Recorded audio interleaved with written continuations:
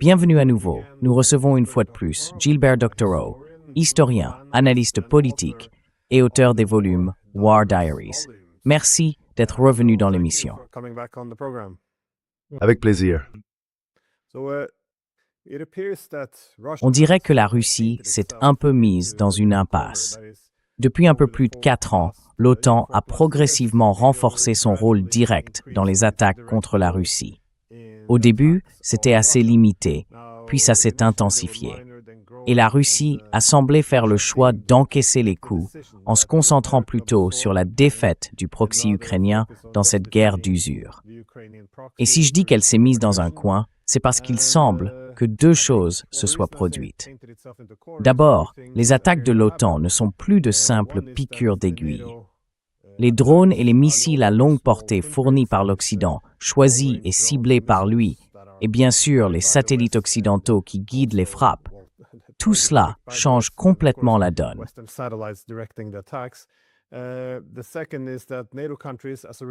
La deuxième chose, c'est que, à cause de tout ça, les pays de l'OTAN ne sont plus vraiment dissuadés.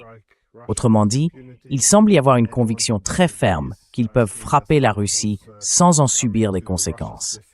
Et toute personne qui n'est pas d'accord est perçue comme quelqu'un qui défend la Russie et qu'il faut, disons, écarter du débat public. Ça place la Russie dans une position très dangereuse. En clair, elle doit réagir de manière forte.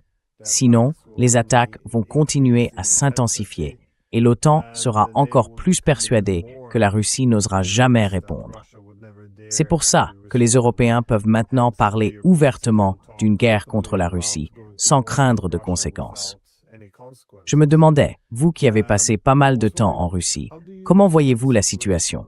Qu'est-ce qui se passe en ce moment là-bas?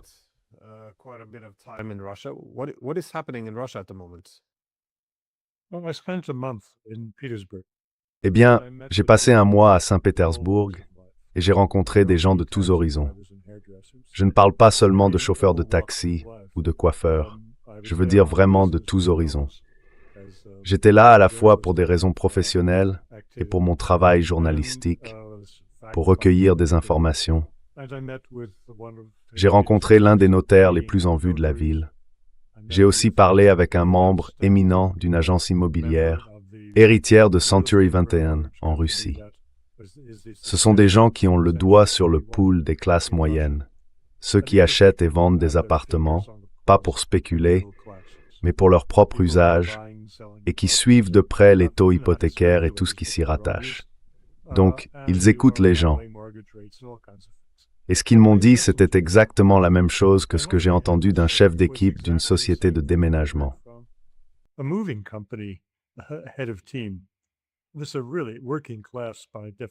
C'est vraiment un gars de la classe ouvrière, par définition. J'ai passé 12 heures avec lui. C'était pas une rencontre rapide, parce qu'il déménageait des affaires de notre appartement qu'on avait réaménagé et vendu. Alors on a parlé. Et ce type m'a dit « Pourquoi Poutine fait traîner les choses ?» Autrement dit, il se pose les mêmes questions que les universitaires et les géopoliticiens professionnels. C'est partout pareil. Partout, sauf dans les sondages russes, parce qu'ils posent la mauvaise question. Ils demandent « Est-ce que vous aimez Poutine ?» Oui, les gens aiment Poutine. Ils aiment l'augmentation de leur retraite et tout ça. Mais ce n'est pas la bonne question. La vraie question c'est est-ce que vous approuvez la manière dont la guerre est menée? Et je pense que si on posait cette question aujourd'hui, on aurait peut-être 20% de gens favorables à ce que fait Poutine. Remember that for Hank.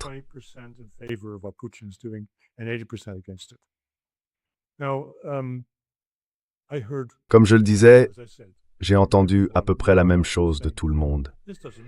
Ça ne veut pas dire que quelqu'un descend dans la rue pour manifester, rien de tout ça. Mais les gens en parlent entre eux. Et on voit bien que les provinces frontalières subissent de vraies difficultés.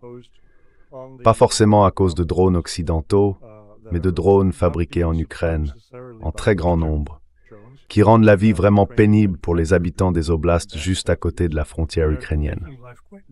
Sans parler de la Crimée, qui est particulièrement visée. J'ai déjà raconté que j'ai des amis qui ont une toute petite mais vraiment minuscule maison qu'ils avaient achetée pour $100 vers 1995-96, à l'époque où c'était encore une propriété ukrainienne.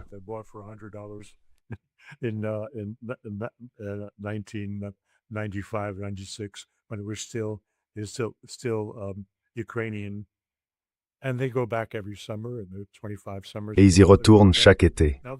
Depuis 25 étés d'affilée, ils y vont. Aujourd'hui, ils ont très peu de voisins qui viennent encore, à cause des risques, de la peur des drones qui sont partout, et des problèmes de transport, pour y aller et pour se déplacer une fois sur place. Pour y aller, oui, parfois le pont de Crimée est fermé. D'après les nouvelles de Russie aujourd'hui, il y aurait 1000 voitures qui attendent pour le traverser. Et en Crimée, nos amis sont sur une colline. On ne trouve pas d'appartement à Féodosia pour $100. Eux, ils ont une petite cabane sur la colline. Et une colline, c'est une longue montée. Ils ne montent plus, ce sont des personnes âgées. Alors depuis des années, ils ont un chauffeur tatar, un tatar de Crimée. Pas un chauffeur personnel, non. Il fait le taxi pour les gens du coin.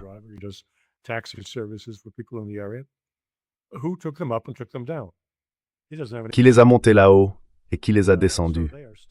Il n'a pas d'essence. Du coup, ils sont coincés là-haut avec des provisions limitées et sans possibilité de profiter de la plage qui est en bas. En plus, ils sont coupés des communications parce que ça aussi, c'est très aléatoire. Le téléphone marchait plus ou moins et pour le reste, c'était pareil. Bref, ils passent pas un bon moment. Et ça, c'est largement connu en Russie. Mais ça ne veut pas dire que toute la vie y est misérable. J'ai pris une photo quand j'étais à Saint-Pétersbourg que j'ai intitulée « La guerre en Russie ».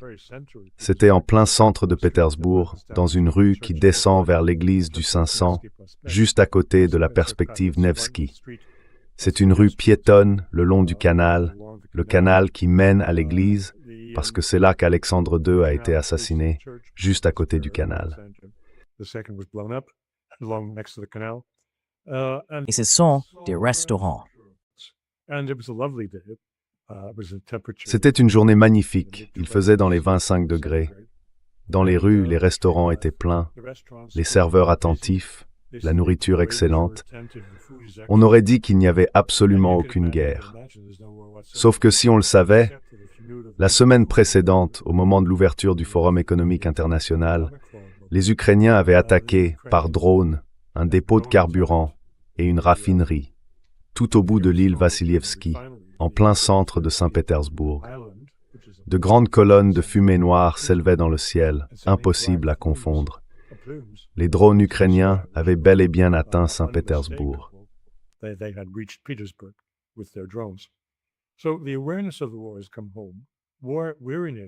La conscience de la guerre est rentrée à la maison. La lassitude face à la guerre est partout.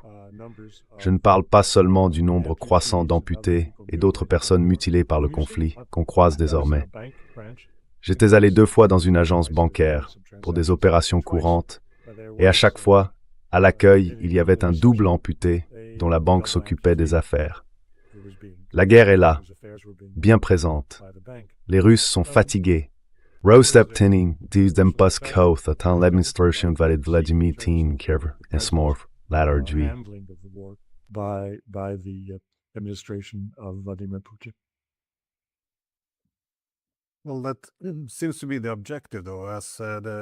Eh bien, c'est effectivement l'objectif, comme l'a dit le Premier ministre finlandais. Stubb a expliqué que la seule façon de mettre fin à cette guerre, c'est que le peuple se retourne contre son propre gouvernement. Donc pour y parvenir, oui, il faut qu'ils tuent davantage de Russes. Et il faut aussi qu'ils amènent la guerre en Russie, que les Russes la ressentent plus directement. C'est ça le but, et ils ne s'en cachent pas. Mais alors, quelles options restent au Kremlin? Parce qu'il semble bien que la stratégie précédente, celle de la retenue, comme vous l'avez dit, ne fonctionne pas. Elle ne fait qu'encourager leurs adversaires. D'un côté, ils savent que Zelensky essaie de les pousser à une guerre directe avec l'OTAN. De l'autre, ils savent que s'ils ne réagissent pas, leur dissuasion ne vaut plus grand-chose. Alors, encore une fois, où cela laisse-t-il la Russie? J'ai vu d'ailleurs un discours de Zelensky où il annonçait qu'il allait lancer une frappe majeure sur la Crimée.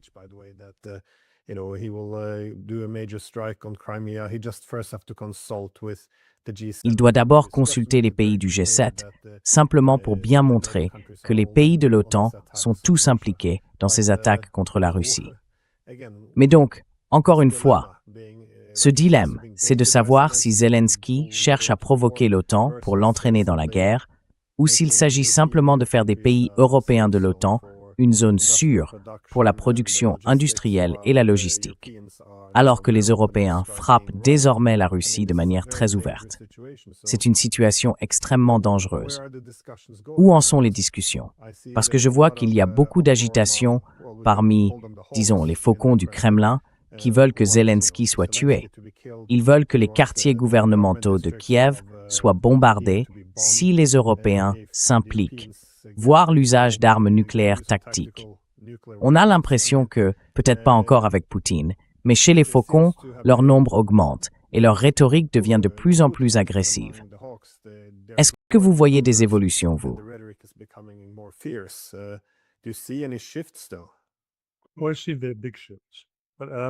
Eh bien, je vois qu'il y a de grands changements.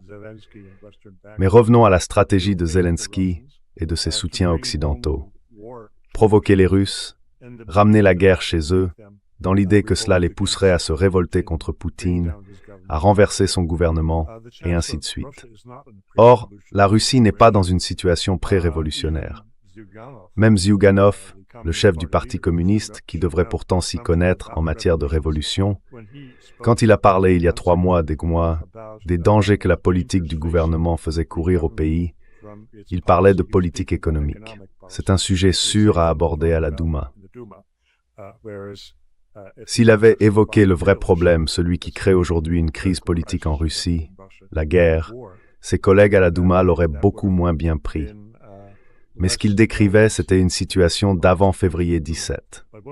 Et je pense que c'est exactement ce que nous vivons.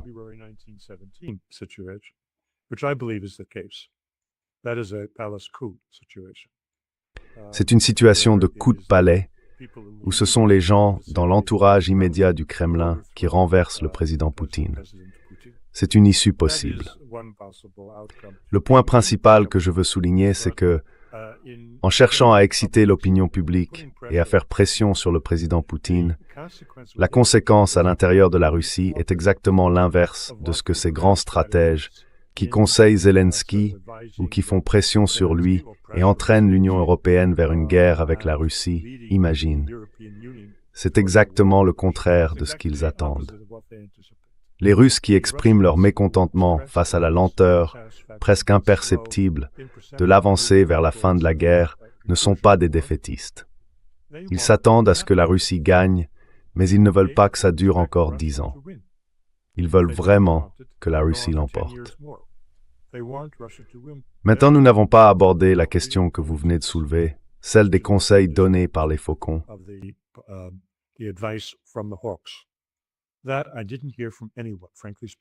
Franchement, je n'ai entendu personne dire qu'il fallait tout bombarder. Les gens à qui j'ai parlé sont restés silencieux sur ce point. Donc je ne sais pas vraiment à quel point ils sont prêts à mettre fin à la guerre par une escalade violente.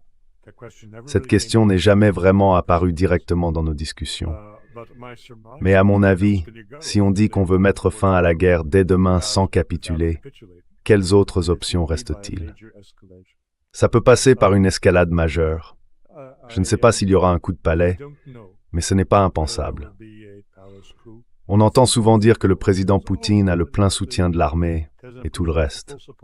Eh bien, je pense que Gorbatchev, lui non plus, ne marchait pas sur des œufs quand il a été arrêté pendant ses vacances en Crimée. Il a été plus ou moins écarté du pouvoir. Et ça, selon la définition classique, c'était bien un coup de palais.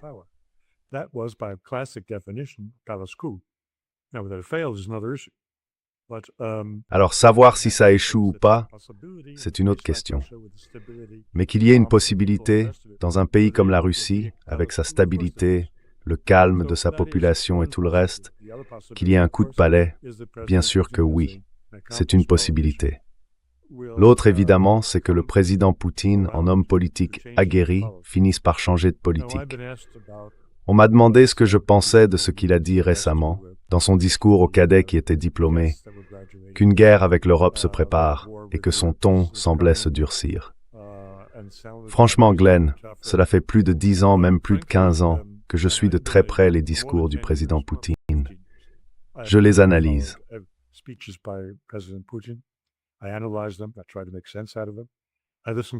J'essaie de comprendre ce qu'il dit. J'écoute attentivement ses interventions lors de ses dialogues directs annuels avec le public et aussi ses discours à Valdai. Et je dois dire que je l'ai beaucoup admiré pour ses capacités intellectuelles, sa mémoire incroyable, sa maîtrise des faits. Je lui ai toujours reconnu ce mérite, tout comme, bien sûr, celui d'avoir relancé l'économie et l'armée russe. Mais à un moment donné, j'ai perdu tout enthousiasme pour ce genre d'exercice. Et franchement, aujourd'hui, j'ai du mal à écouter ses discours. Il est entré dans ce que j'appellerais la phase tardive de Gorbatchev, celle où l'on parle sans arrêt. Il est aussi entré dans la phase tardive de Gorbatchev, disons-le clairement, celle du culte de la personnalité.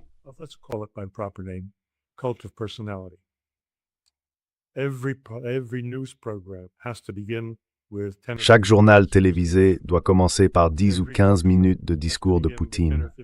Chaque émission débat aussi. C'est absurde. Et le pire, c'est qu'il ne sort rien de ces discours. Si je me fie à ses actes, comme j'ai fini par le faire avec Trump, je ne fais plus attention à ce qu'il dit. Je regarde seulement ce qu'il fait. Et ce qu'il fait est totalement insuffisant face aux défis que la sécurité nationale de la Russie affronte aujourd'hui. Et c'est encore plus grave face aux menaces qui pèseront sur la sécurité nationale russe à la fin de l'année, quand des missiles et des drones encore plus destructeurs seront produits en série et livrés par l'Occident à Kiev.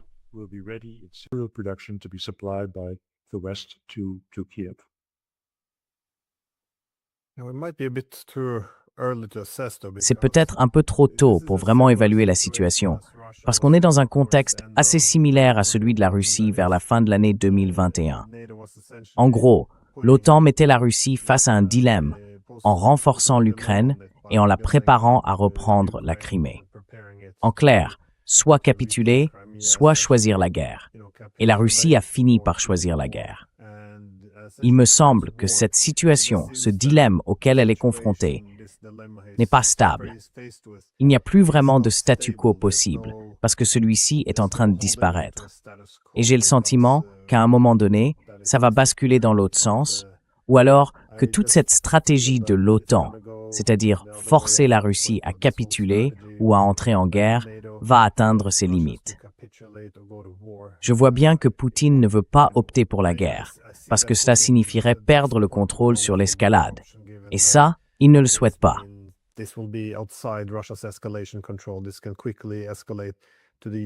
Ça peut très vite dégénérer jusqu'à l'emploi d'armes nucléaires tactiques.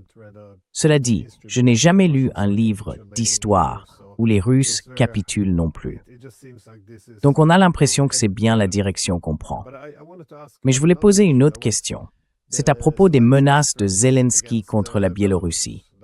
Il a dit en gros qu'il était prêt à entrer en guerre contre elle. J'ai pensé que c'était peut-être juste une façon de mettre la pression ou de paraître plus important aux yeux des membres de l'OTAN. Ou alors, une manière d'entraîner l'OTAN dans la guerre. Je ne sais pas vraiment, mais en tout cas, il semble maintenant revenir un peu en arrière. À votre avis, est-ce que c'est terminé ou est-ce que la Biélorussie risque, elle aussi, d'être entraînée dans ce conflit?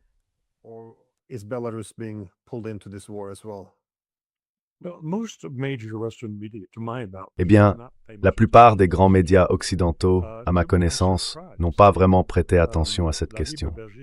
À ma grande surprise, La Libre Belgique, le deuxième quotidien francophone le plus important du pays, a consacré 2 pages entières à ce sujet il y a environ 3 jours.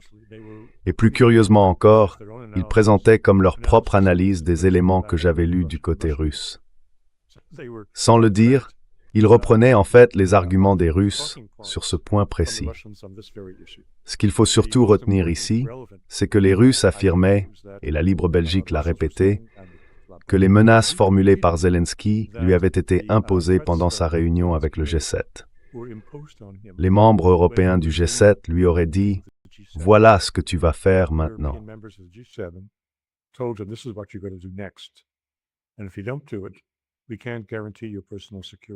Et s'il ne le faisait pas, on ne pouvait pas garantir sa sécurité personnelle. Le message était assez clair. Alors il l'a fait. Maintenant, qu'a-t-il fait exactement? Il a menacé que si dans la semaine, Loukachenko, le président du Bélarus, ne désactivait pas les dispositifs électroniques à la frontière entre le Bélarus et l'Ukraine, dispositifs qui, selon Zelensky, permettent aux drones et aux missiles russes de viser correctement des cibles dans l'ouest de l'Ukraine lorsqu'ils survolent la zone. Eh bien, si Loukachenko ne les désactivait pas, alors l'Ukraine le ferait par la force. Et en plus, elle attaquerait 500 sites que Zelensky a désignés au Bélarus comme des cibles pour les forces ukrainiennes.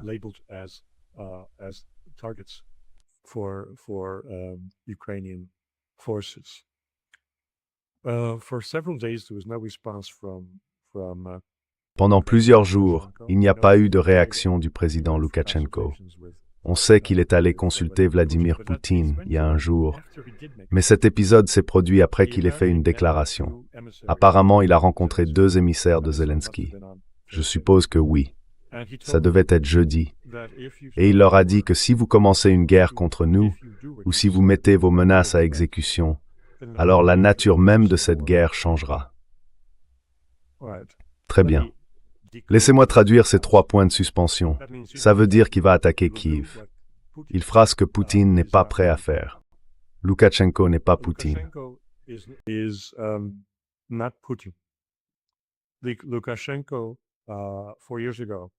Il y a 4, 5, 6 ans, Loukachenko a fait face à des manifestants violents dans les rues, des gens qui soutenaient Tikhanovskaya, la candidate à la présidentielle qui avait échoué et qui était soutenue par la Lituanie et la Pologne.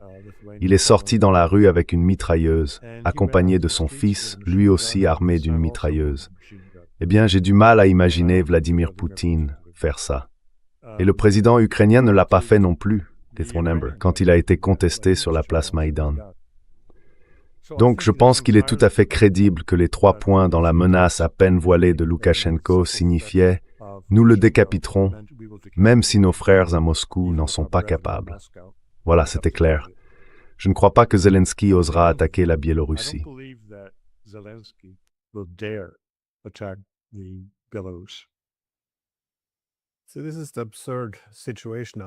C'est une situation complètement absurde, en fait. Si quelqu'un ne respecte pas votre dissuasion, c'est-à-dire ce que font les pays de l'OTAN face à la Russie, eh bien, cette même personne n'oserait probablement pas agir de la même façon contre la Biélorussie ou contre un pays comme la Corée du Nord, un tout petit pays, justement parce que la réaction serait imprévisible. La Russie, elle, s'est rendue très prévisible en restant prudente. Moi, je suis un sous-Européen qui vit en Europe et j'étais plutôt content de cette prudence. Mais en même temps, je vois bien le danger qu'il y a quand une grande puissance n'a plus sa dissuasion respectée. Ce n'est pas tenable. Et à un moment donné, la Russie devra faire quelque chose de vraiment radical.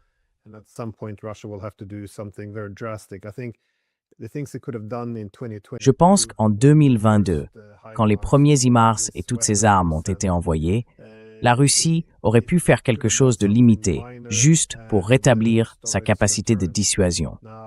Aujourd'hui, en gros, les Européens comme les Américains ont déjà installé un récit selon lequel les Russes envisageraient de frapper l'Europe dans le cadre d'une guerre hybride. Donc tout cela serait présenté comme une attaque non provoquée. C'est comme ça qu'ils ont déjà construit leur narration, que ce serait simplement la suite de la guerre contre l'Ukraine. En somme, la prophétie se réalise. L'Ukraine n'était que le début. Et ça, c'est très dangereux. This is very dangerous as well, but my point is the fact that they are deterred by Belarus and other minor states, but not the world's largest nuclear power. It shows that some decisions have been, not made correctly, I think, in the Kremlin. But on the American participation in all of this, though, I mean, I think one of the reasons for Putin's restraint, at least in 2025, was the belief that it would be possible to make a deal. Ce qu'on appelait l'esprit d'encourage. Mais aujourd'hui, ça semble complètement enterré. Alors est-ce que toute cette diplomatie n'était que du vent, ou bien est-ce que les voies diplomatiques ont tout simplement disparu? Are the diplomatic paths essentially now absent? Eh bien, les raisons pour lesquelles cette politique a été mise en place, soyons francs. Vladimir Poutine a toujours voulu trouver un terrain d'entente avec l'Occident. Comment est-il arrivé au pouvoir? Comment est-il entré en politique? Il était l'homme d'Anatoly Sobchak, chargé d'attirer les investissements occidentaux, surtout allemands, parce qu'il parlait couramment l'allemand et qu'il invitait de nombreux hauts responsables allemands à Saint-Pétersbourg. Donc, dès le début de sa carrière, il était profondément impliqué et intéressé par une forme de coopération avec l'Occident et par les investissements occidentaux. Et ça n'a jamais disparu.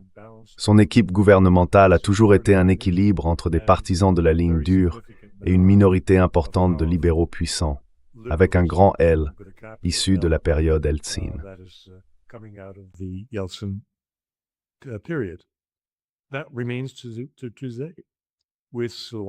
Aujourd'hui encore, Siluanov, le ministre des Finances, fait partie de cette catégorie, tout comme Nabiullina, la présidente de la Banque centrale de Russie. Tous deux détiennent beaucoup de pouvoir et vont clairement à contre-courant des ministres chargés de la géopolitique au sein du gouvernement. Alors, où va-t-on à partir de là? Beaucoup de mes collègues pensent que lorsque la Russie atteindra le denier, ce qui est tout à fait possible vers la fin de l'été ou au début de l'automne, même si l'avancée a été fortement ralentie. L'avancée des Russes dans le Donbass a été freinée par les attaques de drones particulièrement intenses sur le champ de bataille. Mais supposons qu'ils trouvent une solution et que la Russie prenne Konstantinovka, Kramatorsk, Slaviansk et atteigne le Dniepr. Eh bien, cela ne signifierait pas la capitulation de l'Ukraine. Pas du tout.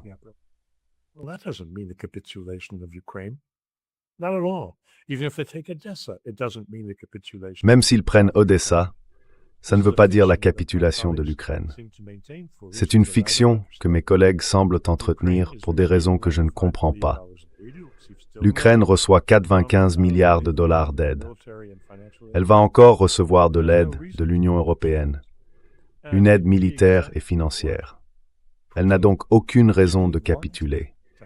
Et ce sera exactement ce que Poutine ne voulait pas voir arriver. Et ce qui l'a poussé à lancer l'opération militaire spéciale, que le territoire ukrainien soit utilisé comme base pour attaquer la Russie. La Russie d'aujourd'hui, ce n'est plus celle de 2014. C'est la Russie d'après 2022. C'est le Donbass qui fait maintenant partie de la Russie.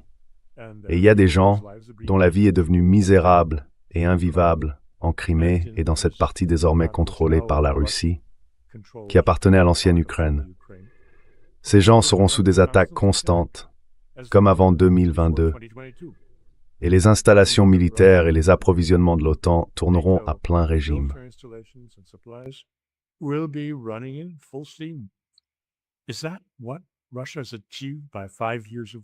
C'est donc ça, ce que la Russie a obtenu après 5 ans de guerre. Moi, j'appellerais plutôt ça une victoire à la Pyrrhus. Ce n'est pas une victoire. La seule chose qui pourrait empêcher une installation complète de l'OTAN en Ukraine, ce serait que la Russie déclare enfin la guerre à l'Ukraine et affirme que tout ce qui viendrait de l'extérieur serait voué à la destruction. C'est possible. Mais ce n'est pas la fin de la guerre, contrairement à ce que le colonel McGregor ou d'autres collègues ont pu dire dans des émissions comme celle-ci. C'est une usure continue des ressources russes, une perturbation de leurs infrastructures, pendant une période où l'Europe, elle, se réarme et se prépare à une véritable guerre contre la Russie en 2029 ou 2030. C'est un héritage bien triste à laisser derrière lui pour le président Poutine.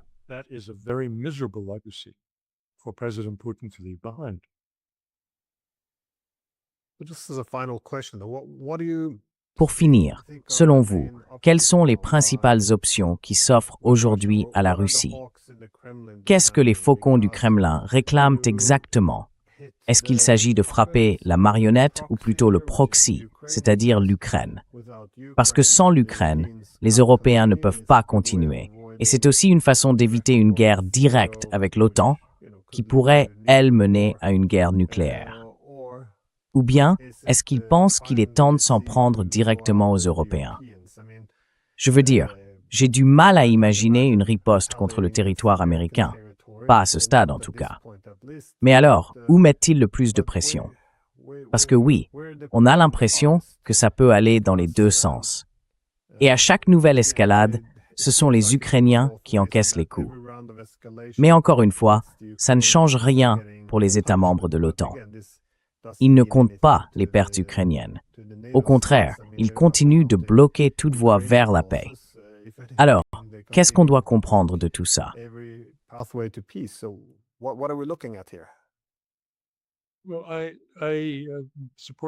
Eh bien, moi je soutiens le premier scénario que vous venez de décrire. Je ne vois aucune raison pour que la Russie attaque l'un des pays européens qui produisent ces munitions.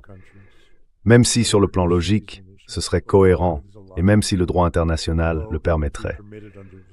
À mon avis, ce serait contre-productif, et ce serait totalement contraire à la prudence et à l'aversion au risque dont fait preuve la Russie. Donc je pense que ce scénario est peu probable. Mais soyons francs, chers collègues. Certains, plus passionnés dans les médias alternatifs, disent que c'est une belle couverture pour ceux qui soupçonneraient une forme de faiblesse, de timidité, ou disons-le, de lâcheté du côté russe. Parce que, je ne sais pas, selon eux, les Russes se prépareraient à attaquer brutalement l'Allemagne, et ainsi de suite.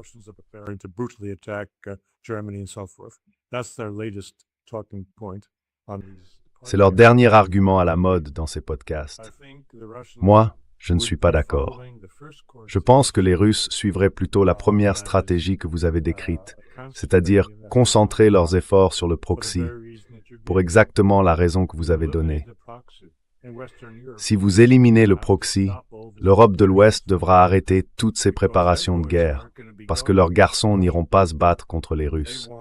Ils veulent, tout comme Biden était très content de combattre la Russie jusqu'au dernier Ukrainien, faire la même chose. Les Européens ont repris cette logique. Ils n'ont pas les hommes à envoyer. Et s'ils en avaient, il y aurait une révolution dans les rues de Paris. Enfin, à cause de la politique, de la géopolitique, si Macron ou son successeur osait instaurer la conscription et envoyer des gens se battre contre les Russes.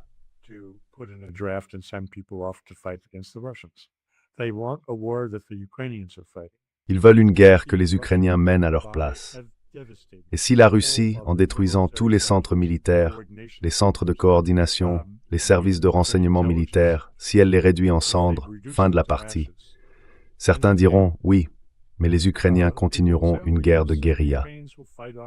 Et alors, la Russie n'a pas peur d'une guérilla de l'autre côté du Dniepr. Ce qu'elle redoute vraiment, ce sont les installations militaires et les livraisons d'armes venues de l'Ouest qui permettent et guident les attaques ukrainiennes contre les infrastructures critiques russes, encore et encore. L'ancien ministre de l'Énergie qui a occupé ce poste pendant 10 ans et qui est aujourd'hui vice-premier ministre, Novak, a déclaré dans le rapport du jour que la situation du carburant en Russie, moins d'essence pour les voitures et le matériel agricole, est sérieuse, mais reste sous-quinte.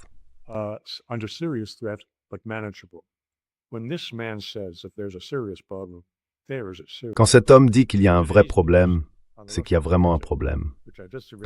Ce matin, j'ai lu sur le fil d'actualité russe qu'il y a aujourd'hui une demande record de bonbonnes de gaz en Russie. Les gens se précipitent dans les rues pour en acheter partout dans le pays, pas seulement en Crimée. Ça montre bien que les attaques contre les raffineries russes ont un effet réel, pas juste symbolique. Si ce n'est que le début, si ce type de guerre continue, l'économie russe va énormément souffrir. Et les Européens, eux, se prépareront tranquillement à une guerre avec la Russie en 2029. Il faut arrêter ça maintenant en supprimant le proxy.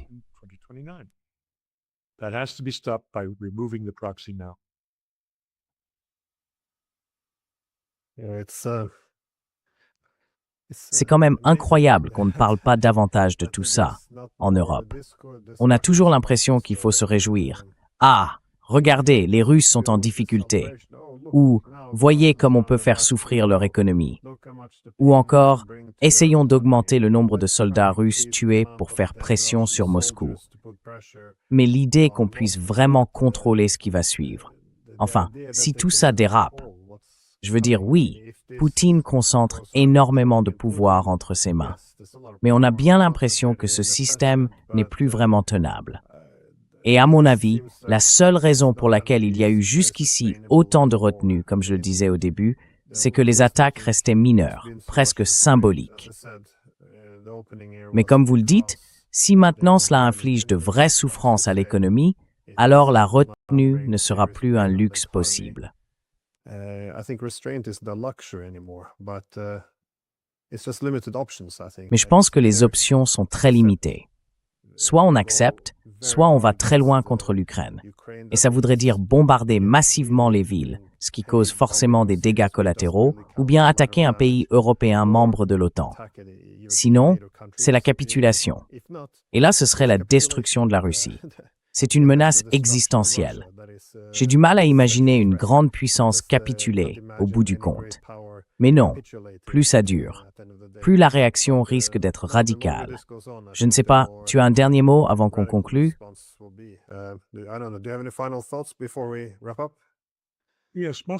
Oui, Moscou est inquiète. La province de Russie unie va... Enfin, je devrais dire qu'il n'y a pas encore eu de sondage. Il y en aura un. Le 20 septembre, ce sont les élections en Allemagne. Et je pense que ça valait la peine d'être remarqué, même si personne ne l'a relevé, qu'il y a eu un scandale cette semaine à la Douma. Un discours de Zyuganov, le chef du Parti communiste, a été déformé par un député du Parti Russie Unie. Ils lui ont mis des mots dans la bouche en prétendant que Zyuganov venait de déclarer que le système bancaire était terrible, qu'il faisait d'énormes profits, qu'il y avait l'équivalent de 2 années de budget russe sur les comptes à terme des citoyens et des entreprises, et qu'il fallait les confisquer.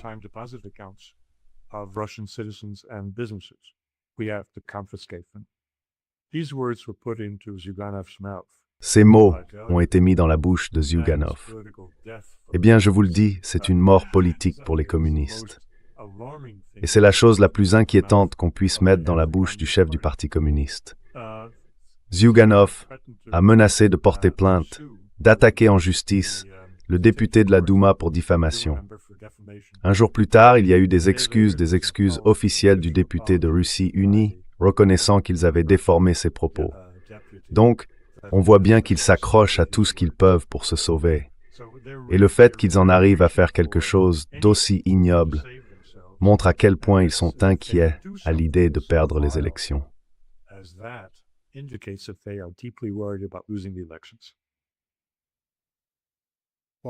Eh bien, merci beaucoup d'avoir pris un peu de temps sur votre week-end. J'apprécie toujours votre point de vue. Alors, merci à vous.